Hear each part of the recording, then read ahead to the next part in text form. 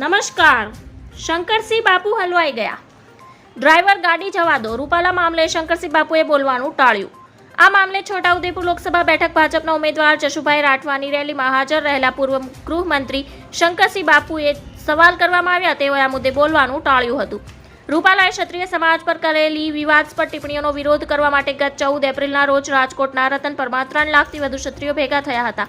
આ મહાસંમેલનમાં તમામ ક્ષત્રિયોએ એક જ સુરમાં કહ્યું કે રૂપાલાની ટિકિટ રદ કરવી જ જોઈએ. એક તરફ ક્ષત્રિય સમાજમાં ભારે આક્રોશ જોવા મળી રહ્યો છે. આપને જણાવી દઈએ કે રાજકોટ લોકસભા બેઠકના ભાજપ ઉમેદવાર પુરુષોત્તમ રૂપાલાએ ક્ષત્રિય સમાજને લઈને આપેલા નિવેદનને લઈને રોષ ફાટી નીકળેલા ભાજપ નેતા ભૂપેન્દ્રસિંહ ચુડાસમા, પ્રદીપસિંહ જાડેજા, કેસરીસિંહ ઝાલા, I.K. જાડેજા, બળવંતસિંહે ક્ષત્રિયોના આગેવાન સાથે બેઠક કરી હતી અને સમાધાનના પ્રયાસો કર્યા હતા. જ્યારે શંકરસિંહ બાપુએ પુરુષોત્તમ રૂપાલા સવાલ મુદ્દે આપતા તેઓએ 2 હાથ જોડીને ડ્રાઈવરને કહી દીધું, ગાડી આગળ જવા દો. ધન્યવાદ. જય હિન્દ.